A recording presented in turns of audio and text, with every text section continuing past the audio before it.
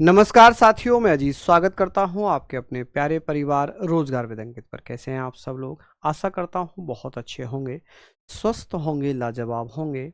दोस्तों, आप लोगों के लिए पॉलिटी एकदम सिंपल वे में, एकदम साधारण तरीके से, देसी तरीके से हम लोग पढ़ेंगे। और मैं विश्वास दिलाता हूं जो प्रीवियस एसएससी जीडी एमटीएस और आपके एसएससी में जो क्वेश्चंस पूछे जाते हैं उससे संबंधित हम लोग थ्योरी तैयार करते हैं और वही हम लोग यहाँ पर पढ़ेंगे। तो आप लोग एक बार जुड़ जाइए सभी साथी कि भैया आज हम पढ़ेंगे संविधान के स्रोत, सोर्स ऑफ कॉन्स्टिट्यूशन। कि भैया जब संविधान के स्रोत की बात आई तो ये डिसाइड किया गया कि जो संचालन समिति है, नियम समिति है, रूलिंग कमेटी है, उसने ये डिसाइड किया कि दुनिया भर में जितने अच्छे अच्छे संविधान होंगे, वॉइस नहीं आ रही, वॉइस तो प्रॉपर आ रही है, जितने भी अच्छे अच्छे संविधान होंगे उन संविधानों को पढ़ा जाएगा। सभी को नमस्कार, राधे राधे। जल्दी से आप आ जाएं। तो आप लोगों को मैं बस यही कहना चाहूँगा, सभी साथियों को, जितने भी बच्चे यहाँ पर लाइव हैं या जो बाद में भी क्लास देखेंगे, मैं ये प्रॉमिस करता हूँ आपके बड़े भाई होने के नाते, आप लोग सब मेरे छोटे भाई बहन हैं और मैं इतना प्रयास करूँगा कि आप लोगों को कोई भी सिंगल क्वेश्चन ऐसा ना लगे एग्जाम में जो आपने क्लास में ना पढ़ा हो। 99.9% मेरा ये प्रयास रहेगा कि एक 0.1% में ये कह सकता हूं कहीं से आ जाए, वरना ऐसा हुआ नहीं है। मैं 2000 अगर बात करूं जो अभी प्रीवियस पेपर्स हुए हैं जीडी में या एसएससी के किसी भी एग्जाम में, वो सभी पेपर्स लगभग आपके क्लास से मिले हैं पॉलिटी के। तो आपके लिए भी मेरा यही प्रयास रहेगा कि मैं आपको कि हर वो पॉइंट, हर वो टॉपिक्स यहाँ पर कवर कराता हुआ चलूँ जो एसएससी पूछती है। हम एसएससी की नब्ज पकड़ लेते हैं और वहीं से हम स्टार्ट कर लेते हैं। तो सभी को प्यार भरा नमस्कार। बस ऐसे ही प्यार, ऐसे ही साथ आप लोग बनाए रखें। सबको बहुत सारा प्यार, बहुत सारी शुभकामनाएं। सब मेरे भाई बहन हैं तो कोशिश करेंगे कि हम थोड़ा कंटेंट पर ज़्यादा फोकस करेंगे। बस कमेंट हम लोग लास्ट में पढ़ लेंगे कि भाई आपके कोई डाउट होंगे तो उसके बारे में हम लोग बात करेंगे। ठीक है जी। चलिए, हम आज बात कर रहे हैं सोर्स ऑफ कॉन्स्टिट्यूशन, संविधान के स्रोत। मैं आपको बता रहा था कि संविधान सभा ने एक समिति का गठन किया था जिसे हम नियम समिति कहते हैं। क्या कहते हैं? नियम समिति, यानी कि रूलिंग कमेटी कहते हैं। रूलिंग कमेटी ने ये डिसाइड किया, ये कहा कि भाई दुनिया भर में जो अच्छे अच्छे देश हैं, दुनिया भर में जो अच्छे अच्छे देश हैं उनका संविधान पढ़ लो। और जब संविधान पढ़ो तो उसके बाद सेलेक्ट करो कि जो इंपॉर्टेंट कॉन्स्टिट्यूशन हो उनसे संबंधित चीजों के बारे में हमारे भारतीय संविधान में शामिल कर लो। इसीलिए भारतीय संविधान को उधार लिया हुआ संविधान भी कहते हैं, क्योंकि हमने 60 देशों के संविधान,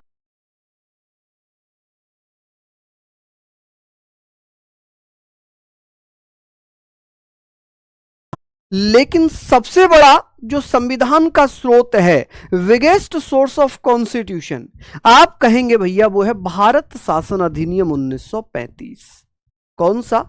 भारत शासन अधिनियम 1935, इंडियन गवर्नमेंट एक्ट 1935, जिसे हम गवर्नमेंट ऑफ इंडिया एक्ट 1935 के नाम से जानते हैं। ठीक है, हम लोग पढ़ लेते हैं ये सारी चीजों के बारे में। आप ये ध्यान रखना, ये टॉपिक रहेगा पॉलिटी का, हमारा ये टॉपिक रहेगा। हमारा सब्जेक्ट, हम पॉलिटी पढ़ रहे हैं और पॉलिटी में आज का टॉपिक हमारा है संविधान के स्रोत। मैं बता रहा हूं कि दुनिया के लगभग 60 देशों को पढ़ा गया और उसमें से संविधान के स्रोत की अगर बात होगी, हम कहेंगे सर 60 देशों के संविधानों को पढ़ा गया। कितने देशों के? आप कहेंगे 60 देशों के संविधानों को पढ़ा गया। क्या किया भैया? संविधानों को पढ़ा। ठीक है, संविधानों को पढ़ा। क्या किया भैया? तो आप कहेंगे रीड 60 कॉन्स्टिट्यूशंस या 60 कंट्रीज कॉन्स्टिट्यूशंस। ठीक है, आप कहेंगे, इसको रेड कहते हैं ना, READ, लेकिन स्पेलिंग एक ही रहती है। Read the 60 countries constitution, 60 countries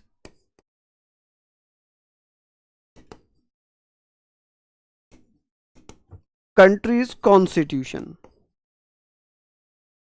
constitution, ये आप लोग लिख लेना कि भैया 60 देशों के संविधानों को पढ़ा, लेकिन हमने क्या किया, हमने भैया इसमें से लगभग 60 देशों में से हमने केवल 10 देशों के संविधानों को चुना, 10 देशों के संविधानों को हमने चुन लिया। क्या कर लिया, 10 देशों के संविधानों को हमने चुन लिया, संविधानों को चुना। आप कहेंगे सर कितने देशों को हमने चुना था, सेलेक्ट 10 कंट्रीज कॉन्स्टिट्यूशन। आप कहेंगे सेलेक्ट किया, हमने कितने सेलेक्ट किए थे, select the 10 countries constitution, 10 countries constitution, कि भैया हमने कितने देशों के संविधानों को पढ़ा। आप कहेंगे सर हमने पढ़ा तो 10 संविधानों को चुना, लेकिन 60 देशों को हमने पढ़ा। कितने देशों को, 60 देशों को हमने पढ़ा। ठीक है, अगर अवसर वैसे कंप्लीट है तो अच्छी बात है, आप उसको रिवीजन कर लेना। लेकिन अगर ये बात कर लें कि सर सबसे बड़ा संविधान कौन सा, सबसे बड़ा स्रोत कौन सा है, सबसे बड़ा स्रोत, भारतीय संविधान का सबसे बड़ा स्रोत किसे कहते हैं। आप कहेंगे सर बिगेस्ट सोर्स। चलिए बहुत बढ़िया। हमारा संविधान कब बना, हमारा संविधान 26 नवंबर 1949 को बना, लेकिन लागू 26 जनवरी 1950 में हुआ। कब हुआ, 26 जनवरी 1950 में हुआ। ठीक है, चलिए बिगेस्ट सोर्स पूछा गया है।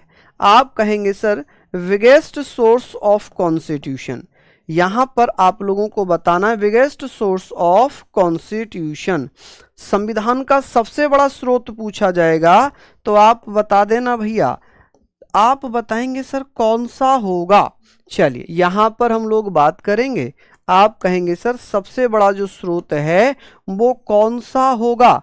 आप बता देना सर सबसे बड़ा स्रोत है भारत शासन अधिनियम, भारत शासन अधिनियम 1935, भारत शासन अधिनियम 1935। कौन सा, अधिनियम 1935। क्यों इसको कहा जाता है सबसे बड़ा अधिनियम 1935, यानी कि government of India act, government of India act,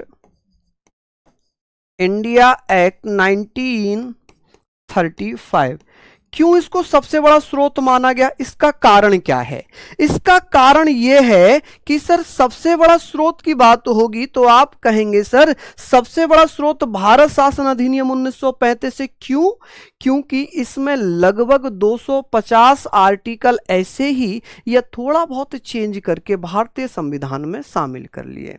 आप कहेंगे सर लगभग 250 आर्टिकल्स, लगभग 200 प्रस्तावना पढ़ेंगे ना, सोर्स के बाद प्रस्तावना पढ़ेंगे हम, संविधान के स्रोत के बाद प्रस्तावना पढ़ लेंगे। ठीक है, समझ रहे हैं आप लोग कि प्रस्तावना भी तो सोर्स में ही आएगी कि उद्देश्य प्रस्ताव कहाँ से लिया गया था, प्रस्तावना की भाषा कहाँ से ली गई थी, हम इसके बाद पढ़ेंगे। वो मैं सीक्वेंस में पढ़ाऊंगा, सारी चीजों को सीक्वेंस में पढ़ाऊंगा, यहां से क्वेश्चंस आते हैं।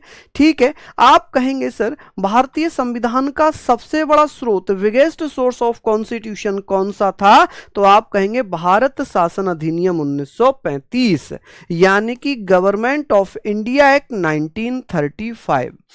अब यह भी पूछा जा सकता है कि सर भारत शासन अधिनियम 1935 से लगभग कितने आर्टिकल हमारे भारतीय संविधान में शामिल किए गए।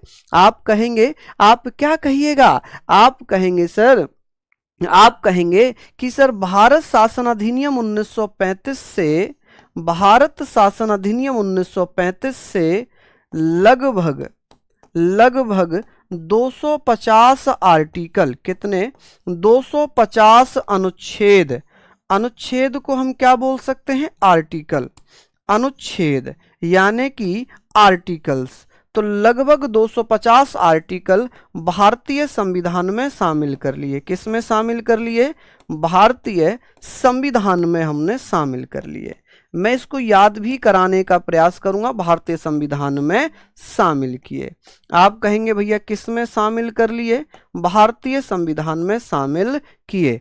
यानी कि इंडियन कॉन्स्टिट्यूशन में क्या किया? इंडियन कॉन्स्टिट्यूशन में ऐड कर लिए लगभग कितने अनुच्छेद? 250 अनुच्छेद। कहीं कहीं ऑप्शन में लिखा आता है कि भारत शासन अधिनियम 1935 से भारतीय संविधान में लगभग कितने अनुच्छेद शामिल किए? 250 प्लस 250 से अधिक, मतलब 250 से अधिक 200, 270, 220। तो आप कहेंगे सर 250 से अधिक। कितने? 250 से अधिक। ठीक है बच्चे। एक बच्चा कह रहा है रिकॉर्डेड क्लास है क्या? नहीं, रिकॉर्डेड क्लास नहीं है, ये लाइव है। ये क्लास लाइव है। ठीक है, यहां पर ये लाइव क्लास है। ठीक है, चलिए अब हम भारत शासन अधिनियम 235 को ही पढ़ लेते हैं कि भारत शासन अधिनियम 1935, माफी चाहूंगा, भारत शासन अधिनियम 1935 से क्या क्या प्रोविजन थे जो भारतीय संविधान में शामिल किए गए।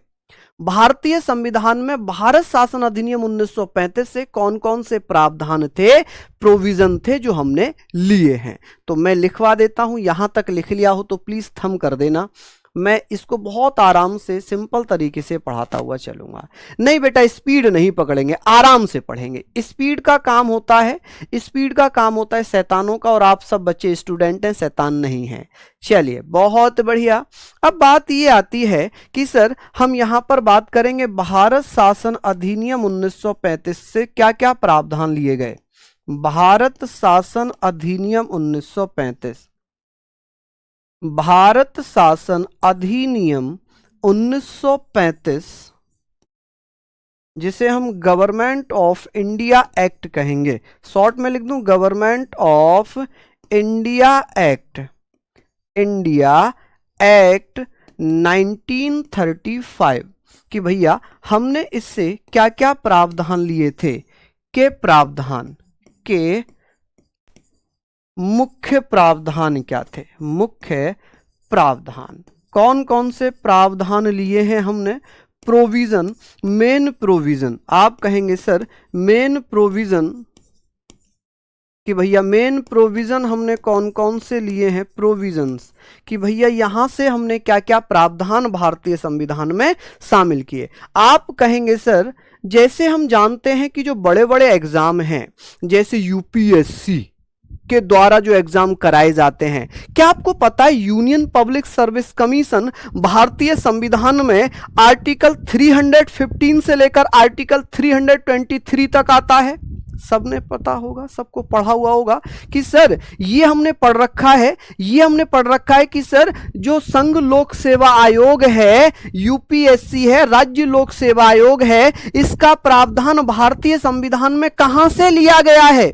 जब आप पढ़ोगे तभी तो बताओगे, जब आप पढ़ोगे तभी तो बताओगे। आप कहोगे कि सर, आप ये कहोगे कि संघ लोक सेवा आयोग, यूपीएससी, एसपीएससी, राज्य लोक सेवा आयोग, state public service commission, union public service commission, ये प्रोविजन, ये प्रावधान हमने कहां से लिया? आप कहेंगे सर ये हमने कहां से लिया? तो आप कहेंगे कहां से? भारत शासन अधिनियम 1935 से। तो इसका पहला इंपॉर्टेंट प्रावधान लिख रहा हूं मैं। आप कहेंगे सर संघ लोक सेवा आयोग। आप कहेंगे संघ लोक सेवा आयोग, संघ लोक सेवा आयोग। ठीक है जी, लोक सेवा, संघ लोक सेवा आयोग, आयोग। ठीक है जी। आप कहेंगे सर इसे हम बोलते हैं union public service commission, union public service commission, union public service commission. हालांकि इसकी स्थापना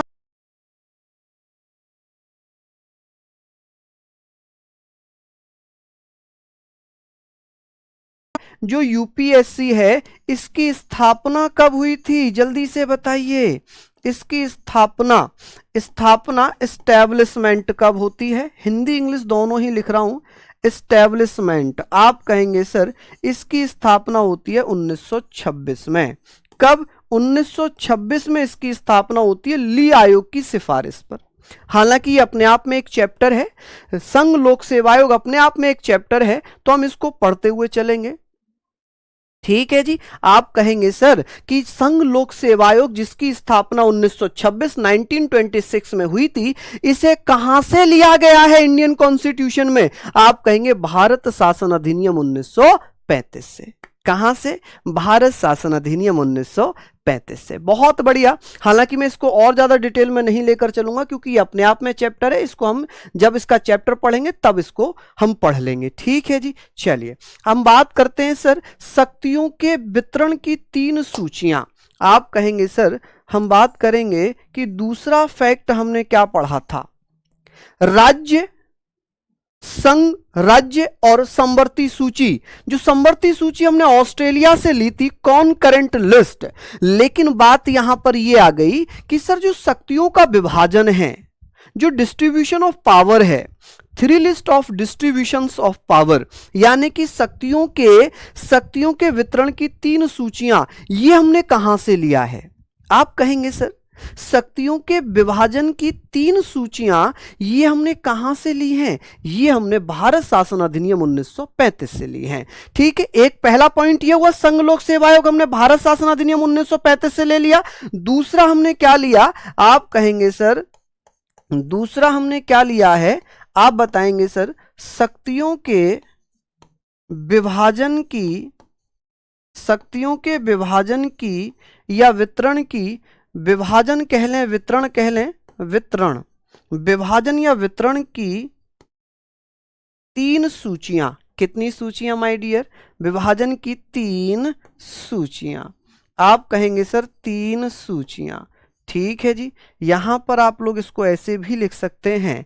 आप कहेंगे सर 3 लिस्ट ऑफ डिस्ट्रीब्यूशन, इसको ऐसे लिख सकते हैं आप 3 लिस्ट, मैं साफ राइटिंग लिख रहा हूं, 3 list of distributions, 3 list of distribution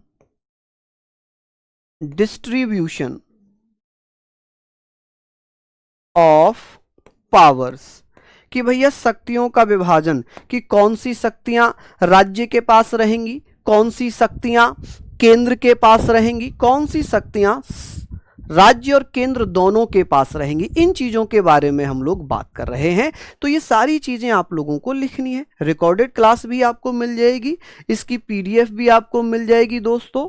ये सारी चीजें हमने पढ़ ली। अब बात होती है प्रशासनिक व्यवस्था, कि भैया भारत में जो प्रशासनिक व्यवस्था है ये हमने कहां से ली है? प्रशासनिक व्यवस्था अगर पूछा जाएगा कि सर प्रशासनिक व्यवस्था हमने कहां से ली, प्रशासनिक व्यवस्था ये हमने कहां से लिया है? आप कहेंगे सर व्यवस्था, यानी कि एडमिनिस्ट्रेशन,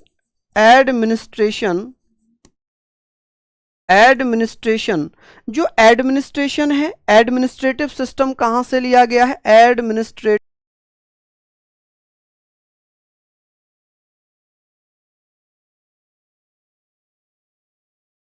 का मतलब होता है जिले में, एक जिले में सबसे बड़ा अधिकारी कौन होता है? डीएम होता है, डिस्ट्रिक्ट मजिस्ट्रेट। डिस्ट्रिक्ट मजिस्ट्रेट के अंतर्गत पूरा जिला आता है। उसी जिले में पुलिस प्रशासन का सबसे बड़ा अधिकारी होता है आईपीएस, जिसे एसपी बोलते हैं। क्या बोलते हैं? SP, superintendent of police. क्या बोलेंगे? Superintendent of police, IPS, Indian police service. ठीक है, तो ये जो चीजें हैं कि भैया ये बताओ प्रशासनिक व्यवस्था भारतीय संविधान में किस देश से या किस अधिनियम से ली गई हैं? आप कहेंगे कि भारत में प्रशासनिक व्यवस्था का जो प्रावधान है कि डीएम, आईपीएस यानी कि DM, SDM, SP, ASP, DSP, CO, SHO, inspector, SI, ASI, constable, head constable, इस प्रकार की जो व्यवस्था है, ये जो प्रणाली है, ये हमने कहां से ली है? तो आप कहेंगे कि ये प्रणाली आप लोग बता देना, ये प्रणाली आप लोग बता देंगे। आप क्या कहेंगे? आप कहेंगे सर ये हमने भारत शासन अधिनियम 1935 से ली है। कहां से ली है? भारत शासन अधिनियम 1935। बेटा इसमें थोड़ा सा समय हम लोग लेकर चलेंगे आराम से पढ़ते हुए। क्यों? अब मैं ऐसा क्यों कह रहा हूं? क्योंकि यहां से याद करना बड़ा मुश्किल रहता है, तो इसलिए आराम से पढ़ते हुए चलेंगे। ठीक है, चलिए ये हमने पढ़ लिया तीसरा पॉइंट हमने पढ़ लिया, चौथे पॉइंट की तरफ हम चलेंगे। ये हमने पढ़ा। आप कहेंगे सर न्यायपालिका का ढांचा, जुडिशियरी स्ट्रक्चर। आप कहेंगे सर न्यायपालिका, न्यायपालिका जानते हैं, supreme court, high court.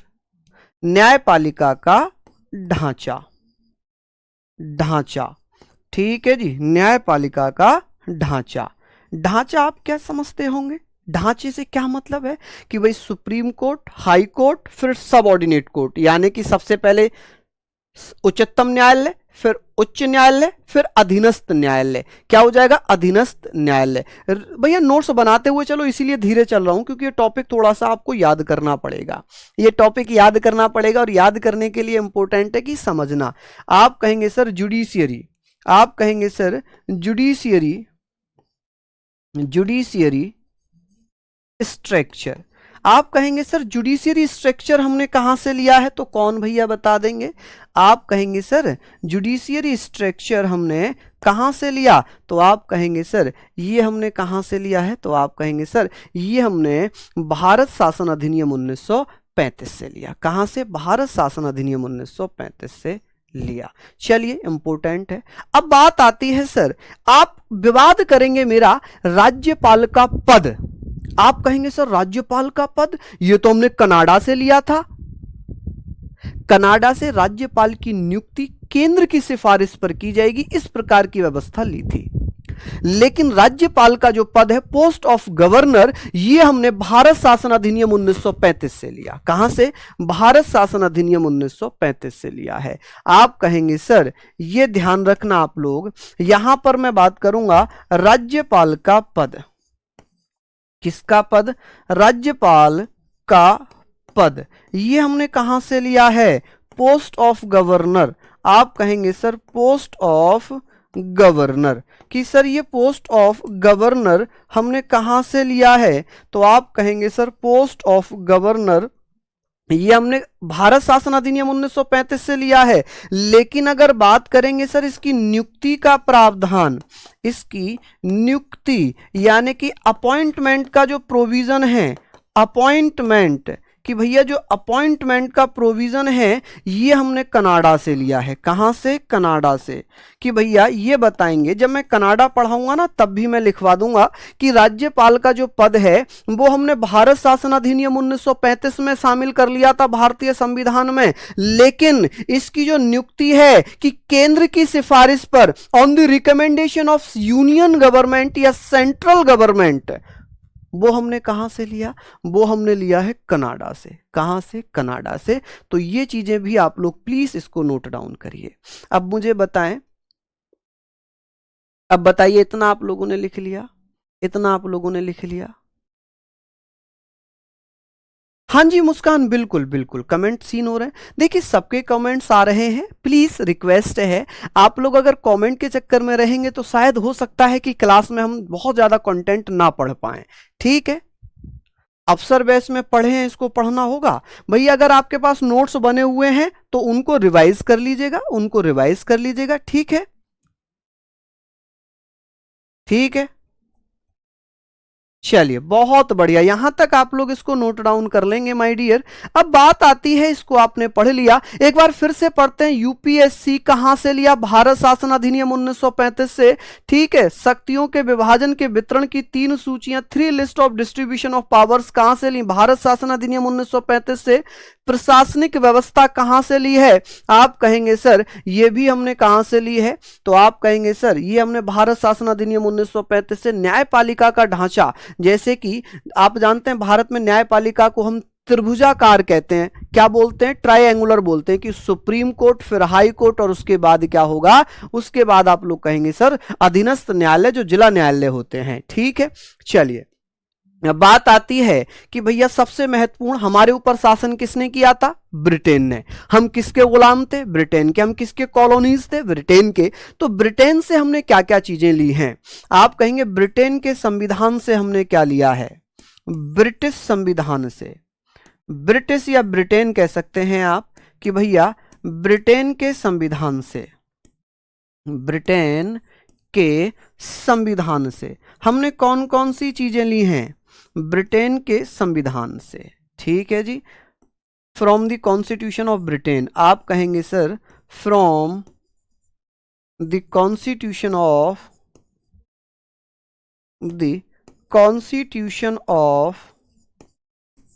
Of Britain. और ये चीज याद रखना कि भैया ब्रिटेन को हम और क्या कह सकते हैं, आप कहेंगे सर ब्रिटेन को हम यूके भी लिखते हैं, यूनाइटेड किंगडम भी लिखते हैं। फ्रॉम द ब्रिटिश कॉन्स्टिट्यूशन कह सकते हैं या from the constitution of Britain कह सकते हैं कि सर यहां से हमने क्या क्या चीजें ली हैं। आप कहेंगे सर यहां से हमने क्या क्या प्रावधान लिए हैं। चलिए ऐसे करके पढ़ लेते हैं कि सर ब्रिटिश संविधान से हमने क्या क्या लिया है। सबसे पहली बात आती है कि भैया हमने भारतीय संविधान में ब्रिटेन से एकल नागरिकता ली है, सिंगल सिटीजनशिप। कि सिंगल सिटीजनशिप क्या है, सिंगल सिटीजन का मतलब क्या होता है, एकल नागरिकता। एकल नागरिकता का मतलब है कि यदि मैं भारत में रहता हूं, भारत में उत्तर प्रदेश में रहता हूं, तो मैं उत्तर प्रदेश की नागरिकता लूंगा, भारत की नागरिकता लूंगा। तो मैं जिस स्थान पर रहता हूं मेरे पास वहां का एक आधार कार्ड होगा जिसे हम नेशनल आइडेंटिटी कार्ड बोलते हैं, ठीक है, नेशनल आईडी बोलते हैं। तो क्या भारत का अलग से बनवाना पड़ेगा? नहीं। यदि मैं उत्तर प्रदेश का रहने वाला हूं, मैं उत्तर प्रदेश अमरोहा का रहने वाला हूं, तो मेरे पास उत्तर प्रदेश अमरोहा का आधार कार्ड होगा, वही मेरे भारत का आधार कार्ड मान लिया जाएगा। आप कहेंगे कि सर यहां से हमने एकल नागरिकता क्या लिया है, एकल नागरिकता। आप बताइएगा कि एकल नागरिकता, सिंगल सिटीजनशिप माय डियर, क्या पढ़ेंगे हम इसको, सिंगल सिटीजनशिप। ऐसे करके आप लोग पढ़िएगा सिंगल सिटीजनशिप, ठीक है जी। इसको हम ऐसे पढ़ लेते हैं, मान लीजिए जैसे कि ये हमारा क्या है, ये हमारा है भारत, ये हमारा क्या है, भारत। और भारत में जैसे कि यूपी हुआ, यूके उत्तराखंड हुआ, एमपी हुआ, या और भी तेलंगाना हुआ, और भी अन्य राज्य हुए। तो मैं यूपी का रहने वाला हूं, मैं कहां का निवासी हूं, मेरे पास जो निवास है, रेजिडेंस है, वो रेजिडेंस कहां का होगा, मेरे पास जो रेजिडेंस है वो कहां का, यूपी का। तो मेरे पास आधार कार्ड कहां का है, मेरे पास आधार कार्ड कहां का है, मेरे पास आधार कार्ड है यूपी का। अब मैं गया यूएसए, अमेरिका चला गया, तो मैं ये कहूंगा क्या कि मैं यूपी का रहने वाला हूं, मैं ये कहूंगा आई एम इंडियन, मैं भारत का हूं। मैं कहां का हूं, मैं भारत का हूं, ठीक है। तो यहां पर चलता है सिंगल सिटीजनशिप, यानी कि एक आधार कार्ड। अब बात आती है जैसे कि दोहरी नागरिकता, डुअल सिटीजनशिप। अमेरिका में चले गए, ठीक है, ये हमारा क्या है, ये हमारा नहीं है, एक अमेरिका है, ये क्या यूएसए है। अब इसमें न्यूयॉर्क है या और भी है, तो उसे यहां की भी नागरिकता लेनी पड़ेगी और अमेरिका की भी नागरिकता लेनी पड़ेगी, ठीक है। अब नागरिकता की बात करते हैं तो इसे भारतीय संविधान में कहां पर शामिल किया गया है, इसे इंडियन कॉन्स्टिट्यूशन में संविधान के भाग 2 में, और आर्टिकल भैया कहां से, 5 से लेकर 11 तक शामिल किया है। आर्टिकल कहां से कहां तक, 5 से लेकर 11 तक शामिल कर लिया है। आप कहेंगे सर ब्रिटेन के संविधान से हमने एकल नागरिकता ली थी, सिंगल सिटीजनशिप ली थी, जिसे भारतीय संविधान के भाग 2 में आर्टिकल 5 से लेकर 11 तक शामिल कर लिया। कहां से, 5 से लेकर 11 तक शामिल कर लिया। क्या यह चीज समझ में आ गई, क्या इतनी चीज आपको समझ में आ गई? चलिए दूसरा पॉइंट आपका है, दूसरा पॉइंट ब्रिटेन से जो हमने लिया है, दूसरा प्रोविजन हमने क्या लिया है, आप कहेंगे सर दूसरा हमने लिया संसदीय व्यवस्था। कौन सी व्यवस्था, संसदीय व्यवस्था, संसदीय व्यवस्था, जिसे हम पार्लियामेंट्री सिस्टम कहते हैं। संसदीय व्यवस्था यानी कि पार्लियामेंट्री सिस्टम। आप कहेंगे सर पार्लियामेंट्री सिस्टम, ये हमने कहां से लिया है, पार्लियामेंट्री सिस्टम।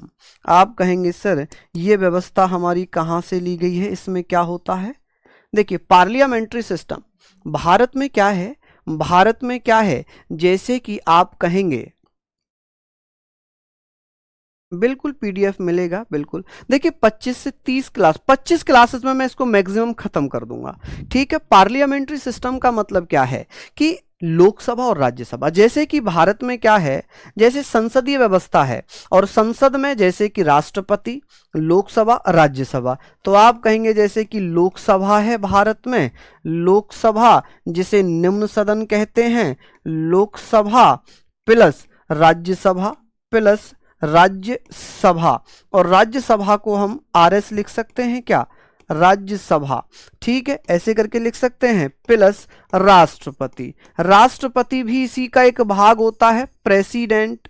कौन भैया, प्रेसिडेंट। आप कहेंगे सर प्रेसिडेंट, यानी कि संसदीय व्यवस्था में एक निम्न सदन होता है, एक उच्च सदन होता है, एक राष्ट्रपति होता है। इसे हम लोअर हाउस कहते हैं, इसे हम अपर हाउस कहते हैं, और ये तो देश का राष्ट्रपति प्रथम नागरिक कहलाता है। क्या कहलाता है, प्रथम नागरिक कहलाता है, ठीक है जी।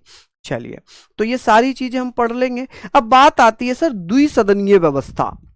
जैसे राज्यों में क्या है, राज्यों में द्विसदनीय व्यवस्था, भारत में भी द्विसदनीय व्यवस्था, द्विसदनीय बाइकैमरल सिस्टम।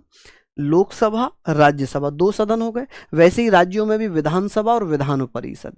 क्या हो गई, विधानसभा विधान परिषद। अमरोहा गजरौला से हूं बेटा मैं। हाँ बेटा सचिन गुप्ता, बिल्कुल चल जाएंगे बच्चे, बिल्कुल चल जाएंगे, ठीक है, बिल्कुल। हाँ 25 बेटा, 25 क्लासेस सफिशियंट हैं पॉलिटी के लिए।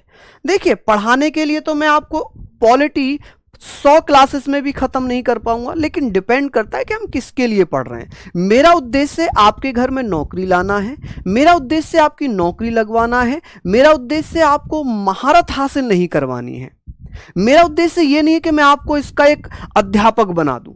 मेरा उद्देश्य यह है कि आपके एग्जाम में जो क्वेश्चंस आएंगे वो आप करके आएंगे। ये मेरा प्रॉमिस है, ये एक बड़े भाई होने के नाते मेरा आपसे प्रॉमिस है, ठीक है। चलिए, संडे में क्लास नहीं होगी। हाँ जी, चलिए आगे बात करते हैं कि सर ये हमने पढ़ा। अब बात आती है सर थर्ड पॉइंट क्या है। थर्ड पॉइंट के बारे में बात करें, द्विसदनीय व्यवस्था। आप कहेंगे सर द्विसदनीय व्यवस्था, कि भैया द्विसदनीय व्यवस्था क्या होती है, द्विसदनीय व्यवस्था क्या होती है। आप कहेंगे सर द्विसदनीय व्यवस्था।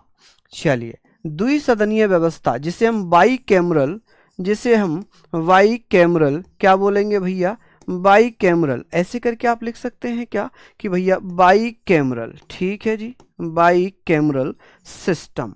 बाइकैमरल सिस्टम का मतलब होता है कि भैया जैसे कि विधानसभा विधान परिषद है राज्यों में, वैसे ही देश में लोकसभा और राज्यसभा है, ठीक है जी। बाइकैमरल सिस्टम यहां पर आप लोग लिख लो, बाइकैमरल सिस्टम। जैसे कि अगर मैं बात करूं राज्यों में, जैसे विधानसभा होती है ना, जैसे विधानसभा लेजिस्लेटिव असेंबली होती है, विधानसभा को हम क्या बोलते हैं, लेजिस्लेटिव असेंबली, शॉर्ट में लिख रहा हूं लेजिस्लेटिव असेंबली।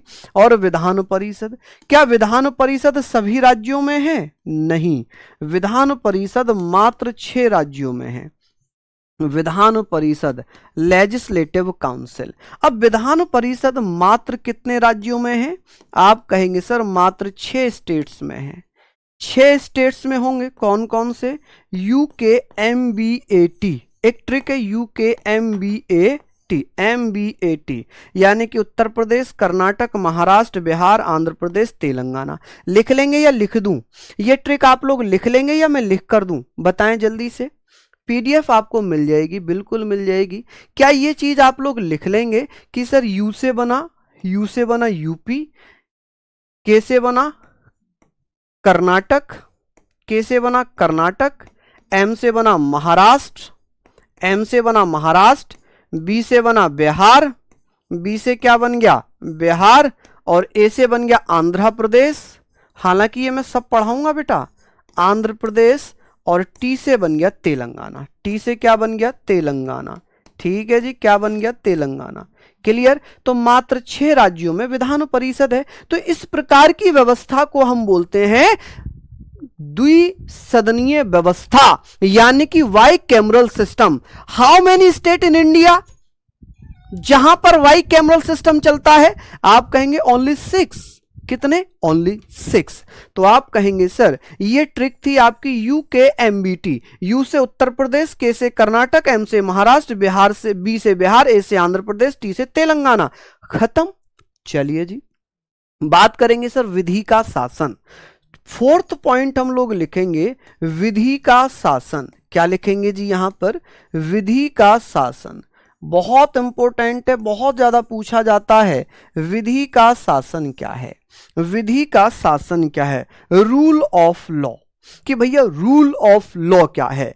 कि हर कोई, चाहे वो राष्ट्रपति हो, चाहे वो प्रधानमंत्री हो, चाहे वो IPS हो, चाहे वो IAS हो, रूल ऑफ लॉ कि भारत में सभी व्यक्तियों को सभी कानूनी अधिकार प्राप्त हैं, यानी कि सभी को कानून के दायरे में रहकर काम करना पड़ेगा। सभी को कानून के दायरे में रहकर काम करना पड़ेगा। यहां पर हम लिख देते हैं सभी कानून की नजरों में समान हैं। सभी कानून की नजरों में समान हैं। कानून की नजरों में समान हैं। ठीक है, कानून की नजर में, सभी कानून की नजर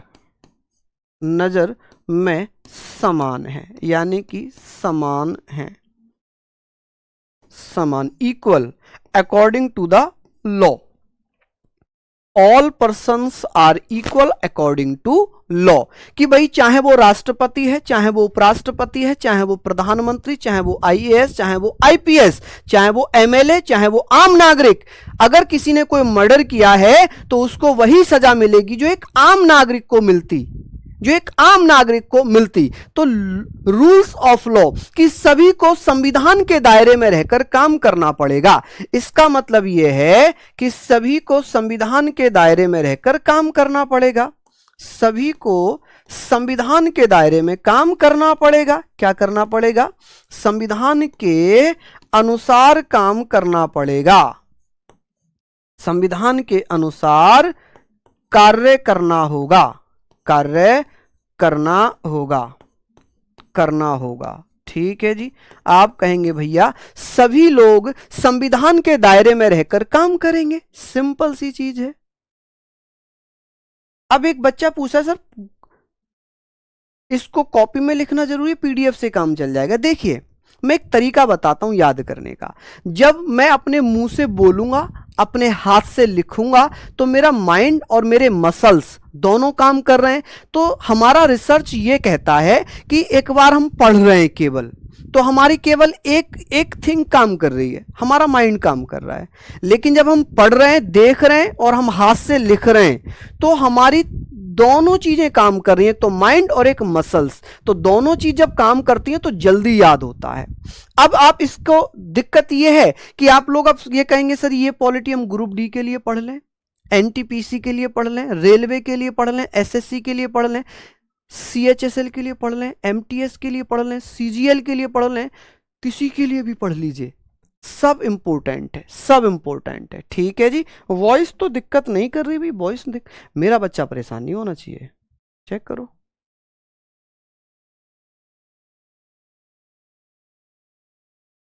नहीं वॉइस प्रॉब्लम नहीं ना? नहीं वॉइस प्रॉब्लम नहीं है बच्चे, वॉइस ठीक है, वॉइस तो यहां पर ठीक है। अब बात करेंगे एकल न्यायिक प्रणाली कि सर हम यहां पर 5वां पॉइंट पढ़ रहे हैं कि एकल न्यायिक प्रणाली। कि भैया एकल न्यायिक प्रणाली क्या है? आप बताइएगा एकल न्यायिक प्रणाली क्या होगी? आप कहेंगे सर न्यायिक प्रणाली। जल्दी से बता दीजिएगा, किसी को पता है क्या? नहीं पता है मैं बता देता हूं।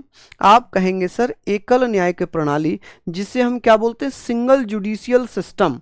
आप कहेंगे सर इसे हम बोलते हैं single judicial system. Judicial system. अब आप ये बताओ, क्या आपने कभी नाम सुना है कि मुख्य न्यायाधीश 2 हैं? कभी आपने सुना सुप्रीम कोर्ट में 2 मुख्य न्यायाधीश हैं? कभी आपने सुना हाई कोर्ट में 2 मुख्य न्यायाधीश हैं? आपने हमेशा यह सुना होगा कि सुप्रीम कोर्ट के 1 मुख्य न्यायाधीश हैं, हाई कोर्ट के 1 मुख्य न्यायाधीश हैं, डिस्ट्रिक्ट कोर्ट में 1 मुख्य न्यायाधीश है। अलग अलग सत्र होते हैं, अलग अलग सेशंस होते हैं। तो यहां पर हम बात कर रहे हैं कि सर यह व्यवस्था हमने ब्रिटेन से ली है कि सुप्रीम कोर्ट में 1 ही जज होगा, एक ही मुख्य न्यायाधीश होगा, माफी चाहूंगा, एक चीफ जस्टिस होगा। हाई कोर्ट में भी एक चीफ जस्टिस होगा, यही तो पढ़ा है आपने। ठीक है माय डियर, चलिए यहां तक हमने पढ़ लिया, यहां तक हमने इसको पढ़ लिया। अब बात आती है कि सर यहां पर हम बात करेंगे जो मंत्री परिषद है वो लोकसभा के प्रति उत्तरदायी है। किसके प्रति? आप कहेंगे सर जो मंत्री परिषद है वो किसके प्रति उत्तरदायी है मेरे लाडलो? आप कहेंगे सर लोकसभा के प्रति मंत्रिमंडल सामूहिक रूप से उत्तरदायी। कोई मंत्री यदि बयान देता है तो वो बयान केवल उस मंत्री का नहीं होता, वो पूरी कैबिनेट का बयान होता है, पूरे मंत्रिमंडल का बयान होता है।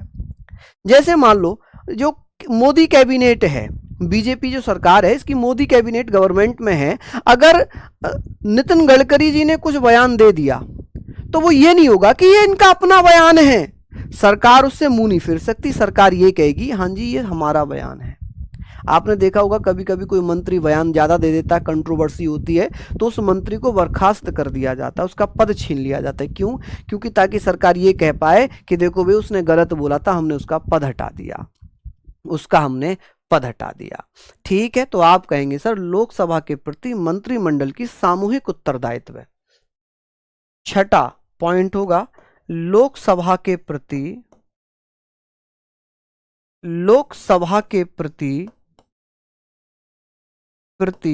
मंत्रिमंडल का सामूहिक उत्तरदायित्व।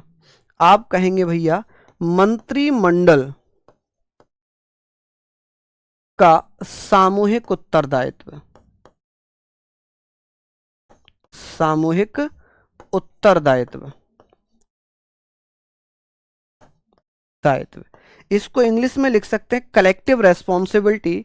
आप इंग्लिश में लिख सकते हैं collective responsibility of the cabinet to the Lok Sabha. इसको ऐसे लिख लो भैया कलेक्टिव रेस्पॉन्सिबिलिटी, इसको आप लिखेंगे रेस्पॉन्सिबिलिटी कि भैया सभी लोगों का रेस्पॉन्सिबिलिटी है, collective responsibility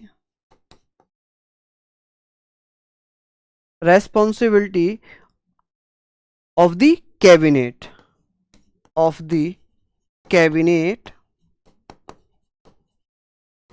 to the Lok Sabha, यानी कि लोकसभा के प्रति मंत्रिमंडल सामूहिक रूप से जिम्मेदार होगा। यदि किसी मंत्री ने कोई बयान दिया है तो वो पूरा बयान किसका होगा? वो पूरा बयान भैया किसका हो जाएगा? वो हो जाएगा भैया किसका? तो आप कहेंगे लोकसभा का। ठीक है, लोकसभा में जितने मंत्री होंगे। चलिए बहुत बढ़िया, शानदार, लाजवाब। ऐसे ही आप लोग पढ़ते रहिएगा, शानदार, लाजवाब। तो यहाँ पर आप लोग पढ़ लेंगे, बिल्कुल सिंपल सी चीजें हैं। हाँ जी, किशुन कुमार कह रहे हैं सर बहुत मस्त पढ़ाते हैं। धन्यवाद भैया, बहुत बहुत धन्यवाद मेरे शेर। देखिए मैं आप लोगों के लिए भरपूर प्रयास करूंगा कि हर वो पॉइंट जो आपके एग्जाम में पूछा जा सकता है या एसएससी पूछती है वो मैं आपको कराऊं। ठीक है, आप कहेंगे कि भैया अग्रताही विजेता, first pass the post system हमारे भारत में क्या चलता है? हमारे भारत में आप कह सकते हैं जो जिसको सबसे ज्यादा वोट मिलते हैं वही जीतता है, यही तो है।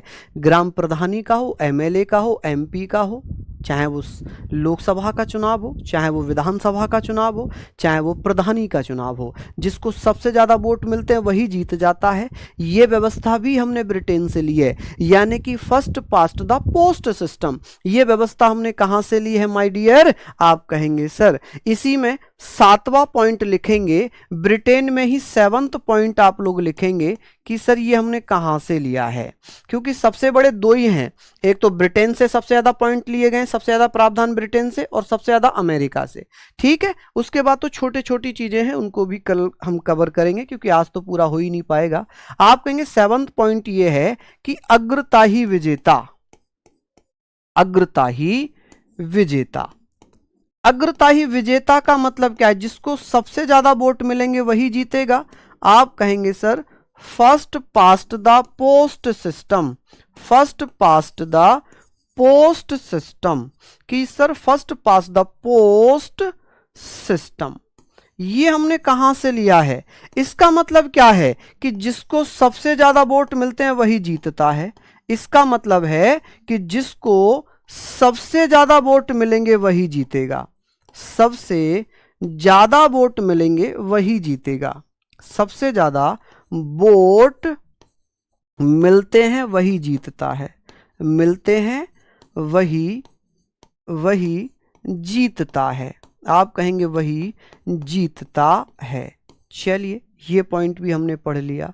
चलिए बहुत बढ़िया। अब बात करते हैं सर कि राष्ट्रपति की औपचारिक प्रधानता हमने कहां से ली है, फॉर्मल सुप्रीमेसी ऑफ प्रेसिडेंट। देखिए हमारे भारत में जो राष्ट्रपति महोदय हैं ये दिखावटी में सर्वोच्च बड़ा पद है। भारत का सबसे बड़ा पद आता है राष्ट्रपति का, जिसे हम प्रथम नागरिक of India, first citizen of India कहते हैं। लेकिन क्या वास्तव में उसके पास बहुत सारी पावर्स हैं? नहीं, सारी पावर्स किसमें? मंत्री परिषद में और प्रधानमंत्री में। तो फिर राष्ट्रपति की औपचारिक प्रधानता क्यों? जैसे ब्रिटेन का राजा सबसे बड़ा होता है ब्रिटेन में, लेकिन वास्तविक पावर उसमें नहीं है, उसके प्रधानमंत्री में है। तो आप कहेंगे सर यहां पर आठवां पॉइंट ये है राष्ट्रपति की औपचारिक प्रधानता हमने कहां से ली है? ब्रिटेन से। राष्ट्रपति की औपचारिक प्रधानता ये हमने कहां से ली है? आप कहेंगे सर औपचारिक प्रधानता यानी कि फॉर्मल सुप्रीमेसी। आप कहेंगे सर फॉर्मल सुप्रीमेसी। आप कहेंगे सर फॉर्मल सुप्रीमेसी हमने कहां से लिया है? जल्दी से मुझे बता दीजिए। आप कहेंगे फॉर्मल सुप्रीमेसी ऑफ प्रेसिडेंट, कि भारत का जो राष्ट्रपति है ना वो ब्रिटेन के ऑफ प्रेसिडेंट, ब्रिटेन के राजा के समान है। कि भारत के राष्ट्रपति की तुलना की compare of the Indian president किसके साथ है? आप कहेंगे सर भारत का जो राष्ट्रपति है वो ब्रिटेन के राजा के समान है। ठीक है, हाँ जी। विशाल लव यू टू मेरे शेर, बहुत धन्यवाद आपका। चलिए यहां पर हमने ये सारी चीजें अब पढ़ ली। अब एक लास्ट पॉइंट इसका और है विधि निर्माण की प्रक्रिया, लॉ मेकिंग प्रेस। इसका जो 9th पॉइंट है ना 9, इसमें 9 पॉइंट हैं, इंपोर्टेंट 9 प्रावधान है, वो हम बात कर रहे हैं। विधि निर्माण की प्रक्रिया कौन सी भैया? आप कहेंगे सर विधि निर्माण की प्रक्रिया हमने कहां से ली है? आप बताइएगा कि सर विधि निर्माण की प्रक्रिया, निर्माण की प्रक्रिया ये हमने कहां से ली है? प्रक्रिया यानी कि आप कहेंगे sir law making process. Law making, जो लॉ है, जो कानून है, लॉ, इसको LOW लिखना बेटा, ये LOW, लॉ मेकिंग प्रोसेस। कि सर जो कानून बनाया जाता है कैसे बनता है? भी बताता हूं। प्रोसेस कि भैया पहले कोई विधेयक लोकसभा में पेश किया जाएगा, वहां पर 2/3 बहुमत से पास होगा, उसके बाद राज्यसभा में जाएगा, राज्यसभा में पास होगा, उसके बाद भैया राष्ट्रपति सिग्नेचर करेंगे, तब जाकर वो कानून बनेगा। तो ये व्यवस्था हमने कहां से ली है? ये व्यवस्था लॉ मेकिंग प्रोसेस हमने ब्रिटेन से लिया। कहां से लिया है जी? ब्रिटेन से लिया है। ठीक है जी, ये सारे प्रावधान हमने कहां से ले लिए? ब्रिटेन से ले लिए। अब आप लोग मुझे बताओ क्या इतना समझ में आया? इतना समझ में? अब बात आती है आयरलैंड के। सभी को बहुत सारा प्यार, मैं जिनके नाम नहीं ले पा रहा हूं, आप लोगों को बहुत सारा प्यार, आभार, अभिनंदन। चलिए अब बात करते हैं सर हमने आयरलैंड से क्या लिया है। देखिए आप लोग इतने प्यारे हैं सभी बच्चे। आयरलैंड, आप कहेंगे सर हमने आयरलैंड के संविधान से क्या लिया है? आयरलैंड के संविधान से हमने क्या क्या व्यवस्थाएं ली हैं? आयरलैंड के संविधान से भारतीय संविधान में क्या क्या चीजें ली गई हैं? From Irish constitution. आप कह सकते हैं सर आयरलैंड से हमने क्या लिया है? आप बताइएगा कि सर आयरलैंड के संविधान से हमने, सबसे पहला पॉइंट है राज्य के नीति निर्देशक सिद्धांत। आपने पढ़ा होगा राज्य के नीति निर्देशक सिद्धांत, जिन्हें शॉर्ट में DPSP, directive principle of state policy, नीति निर्देशक सिद्धांत, नीति निर्देशक सिद्धांत, ये हमने कहां से लिए हैं? आप कहेंगे सर राज्य के नीति निर्देशक सिद्धांत, जिसे शॉर्ट फॉर्म में DPSP बोलते हैं। ठीक है, शॉर्ट फॉर्म लिख दूं, directive principle of state policy. आप जानते हैं कि इसको हमने भारतीय संविधान के कौन से भाग में शामिल किया है, किस पार्ट में शामिल किया है? आप कहेंगे सर जो डीपीएसपी है जिसे हमने कहां से लिया है, राज्य के नीति निर्देशक सिद्धांतों को हमने आयरलैंड से लिया, और आयरलैंड के संविधान से जब लिया तो इसे हमने भारतीय संविधान के भाग 4 में, और आर्टिकल कहां से कहां तक? आप कहेंगे सर 36 से लेकर 51 तक हमने शामिल किया है। यानी कि राज्य के नीति निर्देशक सिद्धांत हमने कहां से लिया है? तो आप कहेंगे सर ये हमने कहां से लिए हैं? तो ये लिए हैं मेरे लाडलो कहां से? राज्य के नीति निर्देशक सिद्धांत हमने आयरलैंड से। अब बात आती है राज्यसभा में 12 सदस्यों को मनोनीत करने की व्यवस्था कि राष्ट्रपति के द्वारा लिटरेचर से ये व्यवस्थाएं हमने ली है। आप कहेंगे कि भैया ये बताइए कि राज्यसभा में 12 सदस्य मनोनीत करने की व्यवस्था, राज्यसभा में 12 सदस्य मनोनीत करने की व्यवस्था हमने कहां से ली है? आप कहेंगे कि sir second point is Rajya Sabha में 12 सदस्य, राज्यसभा में राष्ट्रपति द्वारा, किसके द्वारा भैया? राष्ट्रपति द्वारा 12 सदस्य मनोनीत करने की व्यवस्था। 12 सदस्य जो राज्यसभा में मनोनीत किए जाते हैं ना, 12 सदस्य मनोनीत करने की जो व्यवस्था है, यानी कि 12 members nominated, 12 members in Rajya Sabha by the president. इसको ऐसे भी लिख सकते हैं इंग्लिश में, आप इसको ऐसे लिख लीजिए, आप इसको लिखिए nominated 12 members, nominated 12 members in Rajya Sabha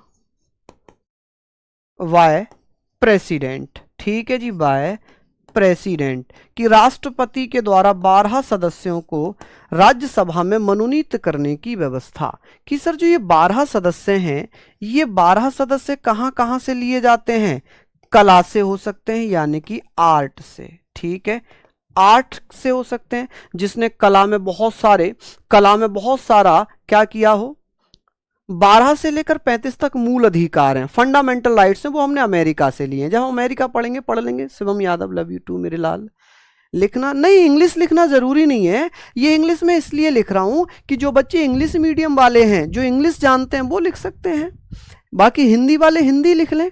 ठीक है, चलिए। और हम कहेंगे सर विज्ञान के क्षेत्र से, कहां से? विज्ञान से, यानी कि साइंस। आप कह सकते हैं सर साइंस से। ठीक है जी, साइंस से। आप कह सकते हैं सर सामाजिक सेवा, सामाजिक सेवा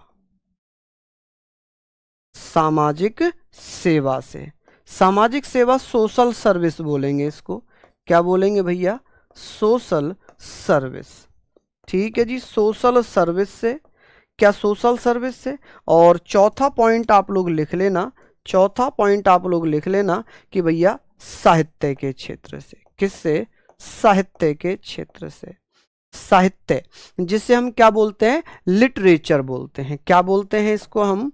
लिटरेचर। आप कहेंगे सर लिटरेचर, यानी कि अब आप कहेंगे सर क्या 4-4 करके बांट दिया? नहीं, हो सकता है 12 के 12 कला से हो सकता है 2 कला से हो, 1 विज्ञान से हो, 5 यहां से हो।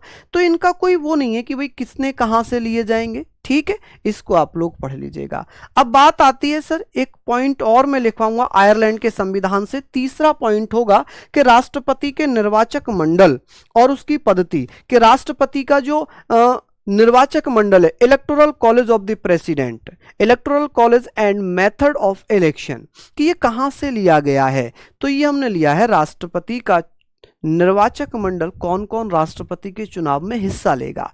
जैसे कि भैया लोकसभा राज्यसभा के जीते हुए सदस्य, elected member of Lok Sabha and Rajya Sabha, elected member of state legislative assembly, यानी कि राज्य विधानसभाओं के निर्वाचित सदस्य, चलिए एक पॉइंट बस लिखवा दूं फिर मैं छोड़ रहा हूं, हमें आदेश आ चुका है कि 56 हो गए हैं, क्योंकि दूसरी क्लास में तीसरा पॉइंट लिखवा रहा हूं। आयरलैंड में लिखना तीसरा पॉइंट, राष्ट्रपति के निर्वाचन की रीति, राष्ट्रपति के निर्वाचन, इसको मैं कल समझा दूंगा, बस लिखवा देता हूं। निर्वाचन, निर्वाचक मंडल, आप कहेंगे सर निर्वाचक मंडल एवं निर्वाचन पद्धति, निर्वाचन पद्धति, ठीक है जी। आप कहेंगे सर निर्वाचन पद्धति क्या होती है, आप कहेंगे सर प्रेसिडेंट्स,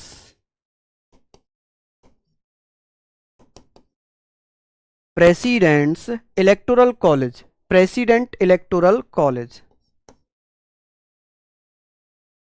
इलेक्टोरल कॉलेज क्या होता है कि राष्ट्रपति के लिए कौन कौन वोट कर सकते हैं, electoral college and election method, election manner लिख लो इसको, मेथड चलो मेथड ही लिख लो, बात एक ही है मैनर या मेथड, कि भाई कौन कौन राष्ट्रपति के चुनाव में हिस्सा लेगा, लोकसभा राज्यसभा के जीते हुए सदस्य, और भैया उसकी चुनाव की पद्धति। इसको हमने पढ़ लिया, इसको मैं कल और डिटेल में समझाऊंगा। आशा करता हूं क्लास बहुत अच्छी लगी होगी आप लोगों को। अगर कुछ भी सजेशन हो आप लोग मुझे दे सकते हैं। 8 बजे से 10 बजे तक आपका ग्रुप एक्टिव रहेगा, उसमें हम लोग आपके साथ रहेंगे। तो आशा करते हैं कि आप लोगों को अच्छा लगा होगा। कल यहीं से हम इसको स्टार्ट करेंगे बेहतरीन तरीके से। तब तक के लिए लव यू ऑल, जय हिंद, जय भारत।